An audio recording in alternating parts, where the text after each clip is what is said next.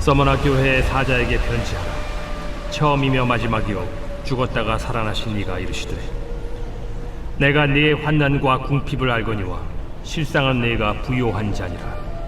자칭 유대인이라 하는 자들의 비방도 알거니와 실상은 유대인이 아니야 사탄의 회당이라. 너는 장차 받을 고난을 두려워하지 말라. 볼지어다 마귀가 장차 너희 가운데에서 몇 사람을 옥에 던져 시험을 받게 하리니 너희가 10일 동안 환난을 받으리라. 네가 죽도록 충성하라. 그리하면 내가 생명의 관을 네게 주리라. 귀 있는 자는 성령이 교회들에게 하시는 말씀을 들을지어다. 이기는 자는 둘째 사망의 해를 받지 아니하리라. 오늘 본문 말씀은 계시록 2장 8절로 11절까지의 말씀, 죽도록 충성하라입니다. 과거 BC 카드라는 카드사의 CF 중에 아주 유명한 광고가 있었습니다. 배우 김정은 씨가 출연했던 광고죠. 그 광고를 기억하고 계십니까? 여러분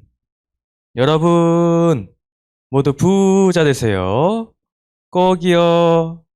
네, 이런 광고 기억나십니까? 네, 당시 아주 큰 인기를 끌었던 광고 중에 하나입니다. 그 진심을 담은 듯한 그 말에 절로 부자가 되는 듯한 느낌을 받거나 그런 소망을 품지는 않으셨나요? 꼭 부자가 되라는데 이런 광고를 싫어할 사람이 없겠죠. 아이고 그렇게 말씀하시니 감사합니다 하고 모두 좋아라 할 것입니다. 인생을 살면서 가장 중요한 것이 무엇인가를 꼽을 때 돈은 의심의 여지 없이 최상위권에서 밀려나지 않을 것입니다. 그만큼 중요한 것이 돈이고 필요한 것이 돈이죠. 하나부터 열까지 돈이 들 일이 끝이 없습니다. 그리고 돈에는 힘이 있지를 않습니까? 돈만 있으면 뭐든지 가능해 보이는 것이 지금의 이 세대 시대이죠. 5포족이네 6포족이네 하고 하는 말들이 왜 나왔겠습니까? 결국 돈이 없다라는 것이죠. 나 먹고 살기도 힘들다라는 것입니다. 경제력이 없어서 다 포기하겠다라는 것입니다. 이렇듯 돈에 살고 죽을 만큼 돈이 곧 권력이 된 시대입니다. 그 힘이 어찌나 센지 성경에서도 물질에 대해 자주 등장을 하지 않습니까? 한 사람이 두 주인을 섬기지 못할 것이니 너희가 하나님과 재물을 겸하여 섬기지 못하느니라. 네 보물이 있는 그곳에는 네 마음도 있느니라 등 아주 많이 등장을 하죠. 크리스천으로서 돈을 쫓음으로 두 주인을 섬기는 일을 해서는 안 되는 줄을 알면서도 그것이 참으로 어렵지 않습니까? 물질로 고난을 당한 경험이 있으면 더욱 그럴 것입니다. 그것을 떨쳐내고 이겨내기가 영 쉽지만은 않죠. 오늘 이 문제의 중심에 있는 것이 바로 서머나 교회입니다. 주님은 서머나 교회의 모습을 통해서 무엇을 깨닫기를 원하실까요? 우리는 그것을 들어야 할 줄 믿습니다. 어제 에베소 교회를 시작으로 7개의 교회들이 이어서 나오는데 각 교회를 향한 마지막 말씀에 동일한 부분이 있습니다. 그건 바로 귀 있는 자는 성령이 교회들에게 하시는 말씀을 들을지어다. 아멘. 어디에 하시는 말씀이라 하십니까? 네, 주님은 분명히 교회들에게 하시는 말씀이라 하십니다. 결코 콕 집어서 7개의 교회에만 해당하는 말씀이 아니다라는 것이죠. 7개의 교회라 함은 모든 교회의 대표성을 나타내는 의미이기도 합니다. 그러므로 오늘 서머나 교회를 향한 이 말씀이 우리 세계비전 교회를 향한 말씀인 줄을 믿습니다. 주님의 관심과 소망은 교회에 있으며 이 마지막 때에 그 교회를 구성하는 작은 교회인 우리에게 또한 나에게 그 소망이 있는 줄 믿습니다. 8절 9절 말씀에 서머나 교회 사자에게 편지하라. 처음이면 마지막이요 죽었다가 살아나신 이가 이르시되 내가 네 환난과 궁핍을 알거니와 실상은 네가 부유한 자니라. 자칭 유대인이라 하는 자들의 비방도 알거니와 실상은 유대인이 아니요 사탄의 회당이라. 말씀을 이해하기 위해 당시의 배경을 좀 이해할 필요가 있습니다. 서머나는 에베소에서 북쪽으로 80km 정도 떨어진 아주 아름다운 항구 도시로 과학과 의술이 발달하였습니다. 그뿐만이 아니죠. 지리, 정치, 경제, 문화적으로 뭐 하나 빠지는 것 없이 우위에 있던 곳이었습니다. 이곳은 특히 황제 숭배로 아주 유명했는데 처음으로 황제를 숭배하기 위한 신전이 세워진 도시이기도 합니다. 로마와의 이러한 특별한 관계를 통해 궁극적으로 서머나 도시가 얻게 되는 것은 막대한 지원을 통한 경제적인 부유함이었습니다. 그들의 삶은 신전과 황제 숭배를 중심으로 돌아가고 모든 룰이 그에 맞게 정해지게 되었죠. 그런데 이러한 것들이 그곳에서 신앙을 지키던 크리스천들에게는 삶을 뒤흔드는 큰 문제로 다가오게 되었습니다. 당시에 장사를 하나 하려 해도 반드시 필요한 것이 황제를 숭배하겠다라는 서약이었습니다. 이것이 없으면 장사나도 마음대로 할 수가 없고 경제활동 하나 할 수가 없었습니다. 이것이 신앙을 지키는 크리스천들에게 찾아온 실질적인 고난인 것이죠. 9절에 기록된 환난과 궁핍이 바로 이것입니다. 환난은 아주 무거운 바위 같은 것에 짓눌려 부서지고 있는 상태를 의미하는 표현입니다.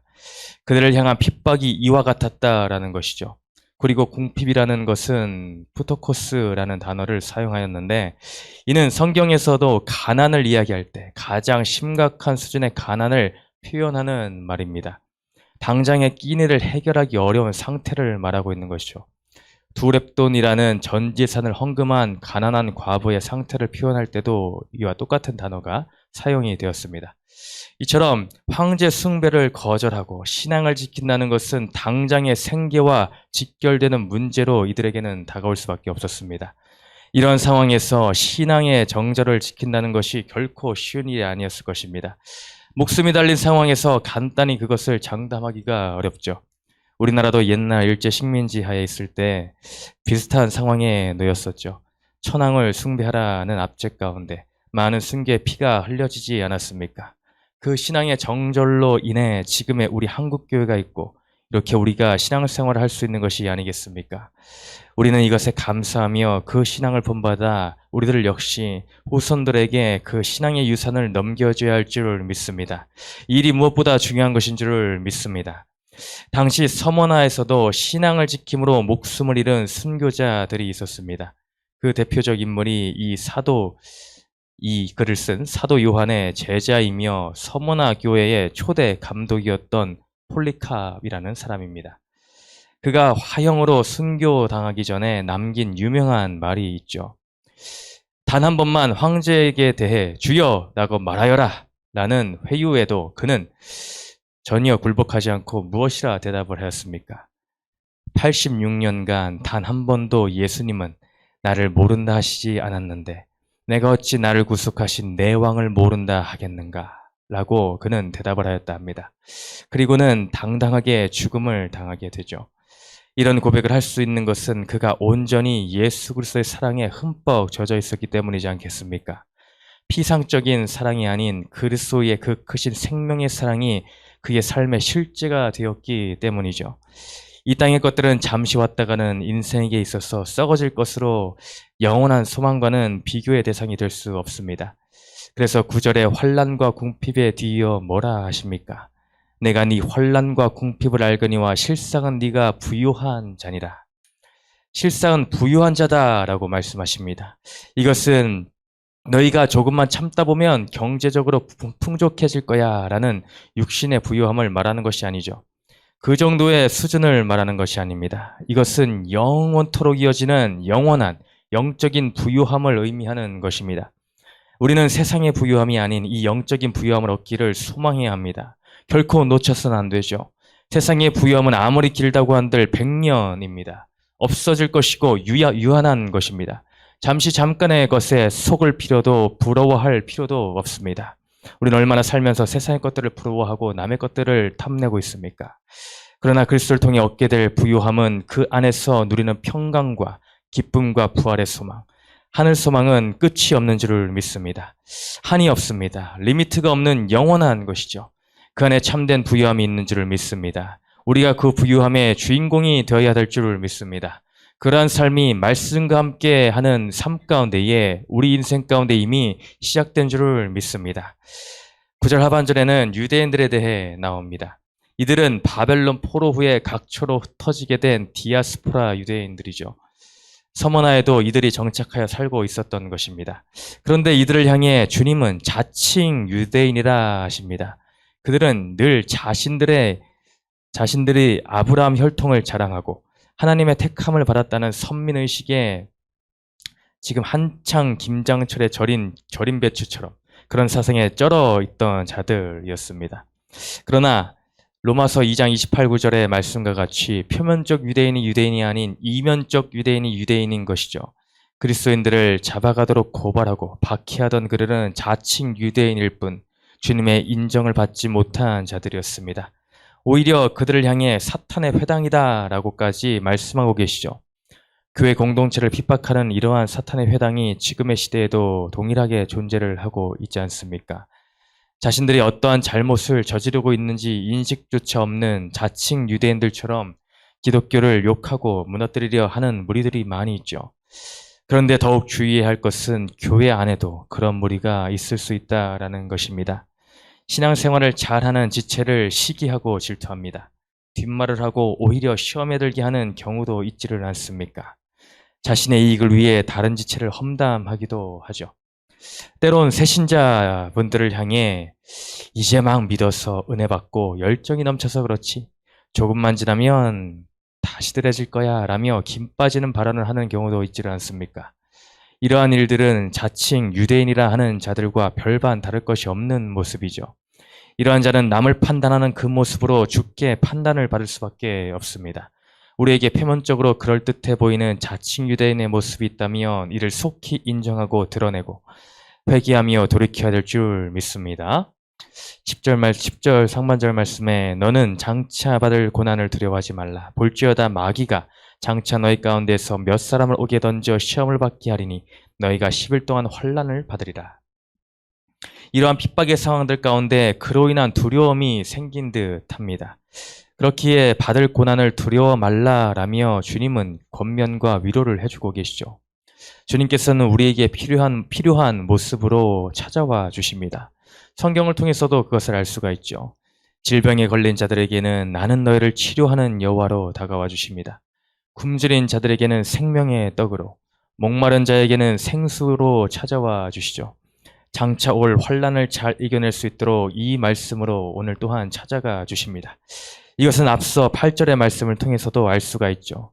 그 누구도 대적할 수 없어 보이는 로마 황제의 권력 앞에서 세상의 모든 자들은 그 밑에 굴복을 하고 크리스천들은 마치 패배자와 같이 보일지 모르나 실상은 그렇지 않다라는 것입니다.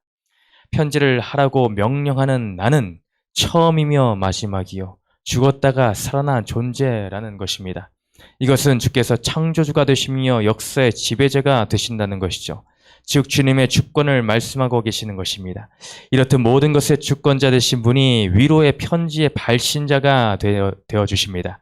그분으로 인해 두려워하지 말라라는 것이죠. 그 받게 될 환난은 결코 긴 것이 아니라 하십니다. 10일 동안이라라는 것은 문학적 표현으로 일시적인 시간, 짧은 시간을 의미하는 표현입니다.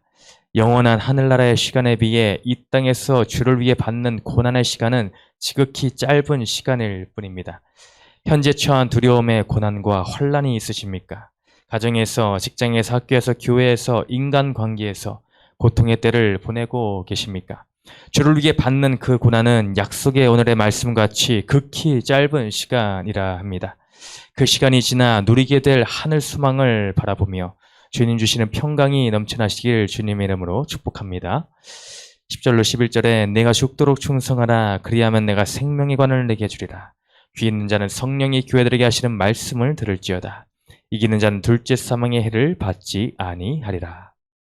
주님은 우리에게 충성을 명하십니다. 믿음의 선진들처럼 신앙을 지킬 것을 말씀하시는 것이죠. 죽음의 위협을 받고 있는 교인들을 향해 단호하게 명령을 하고 계십니다. 이것은 나의 열심으로 노력을 해서 하라는 그런 의미가 아닌 죽는 자리에서까지 충성을 하라라는 것입니다. 이는 노력으로 될 수 없는 것이죠. 앞서 폴리캅 감독을 통해서도 보았듯 주를 향한 사랑이 없이는 불가능한 것입니다. 충성은 곧 사랑으로 바꿔 말할 수 있는 것이죠. 내가 죽도록 사랑하라. 에베소 교회에 처음 사랑의 회복을 말씀하셨듯이 그 사랑으로 충성을 할 수 있는 것입니다. 우리의 생의 마지막에 그 마지막 순간까지 죽음의 자리에서까지 주를 사랑하며 신앙의 정절을 지킬 때에 그 믿음의 경주 끝에 주님은 생명의 면류관을 주신다 하십니다. 이것은 화관을 말하는 것으로 경기에서 끝까지 싸워 완주하여 승리한 자에게 주시는 면류관이죠. 그러한 자들에게는 하나님과 분리되는 둘째 사망의 지옥 형벌은 결단코 없습니다. 주님과 영원히 함께하는 승리만이 있을 뿐입니다. 저와 여러분이 이 면류관의 주인공이 될 줄을 믿습니다. 오늘 이 서머나 교회의 말씀을 통해 나에게 주시는 말씀은 무엇입니까? 성령께서 우리 교회에게 하시는 그 말씀, 내가 받아야 될 말씀은 무엇입니까? 우리는 이 땅의 부유함과는 비교할 수 없는 주님의 부유함을 받아 누리는 자들이 되어야 합니다. 하늘의 소망을 품고 그 면류관을 붙들고 잠시 잠깐의 고난을 기쁨으로 통과하여 가는 우리 세계비전 공동체가 되시기를 주님의 이름으로 축원합니다. 함께 적용 질문 보시겠습니다. 나의 영적 부유함을 방해하는 세상에서 추구하고자 하는 부유함은 무엇입니까? 영원한 영생의 소망을 믿으며 이 땅의 10일의 혼란의 때를 잘 보내고 있습니까? 온전한 충성을 위해 다뤄져야 할 나의 인내 영역은 무엇입니까? 함께 말씀을 기억하며 기도하겠습니다. 제가 기도합니다. 할렐루야. 사랑간의 주님 아버지, 오늘도 서머나 교회의 편지를 통하여서 우리에게 말씀해 주시니 감사드립니다. 주님께서는 이 말씀을 통하여 귀 있는 자들은 성령이 교회들에게 하시는 말씀을 들으라 하십니다. 주님, 우리가 귀를 기울여 우리 교회에게 하시는, 또 나에게 하시는 그 말씀을 내가 받기를 원합니다. 주님, 우리가 이 땅 가운데서 정말 이 땅의 세상의 부유함을 쫓아 살 때가 얼마나 많았습니까? 세상의 인정을 바라며 세상의 성공을 바라고 또 산 것이 저희의 인생이었음을 또한 고백을 합니다. 주님, 그러나 세상의 그 잠시 왔다갈 그 썩을 것을 위해서 우리가 헛된 인생을 살지 않게 해주시고, 정말 이 서머나 교회의 모습들처럼 정말 영원한 하늘나라, 주님의 영광, 하늘 소망을 삼고 정말 그 맡겨진 자리에서 인내하며 그 고난의 때를, 그 잠시 잠깐의 때를 잘 통과할 수 있는 우리 세계비전 공동체가 되게 하여 주시옵소서. 나의 맡겨진 그 자리에서, 가정에서, 사역지에서, 또한 사업의 자리에서, 직장에서 그 모든 때를 잘 감당했을 때 주님께서는 착하고 충성된 종아라 칭찬하며 생명의 관을 씌워줄 줄을 믿습니다. 그 면류관의 주인공이 우리가 될 줄을 믿습니다. 주님, 오늘의 하루의 삶이 주님과 함께 동행하는 그런 복된 시간 되게 하여 주시옵소서. 감사드리며 예수님의 이름으로 기도드렸습니다. 아멘.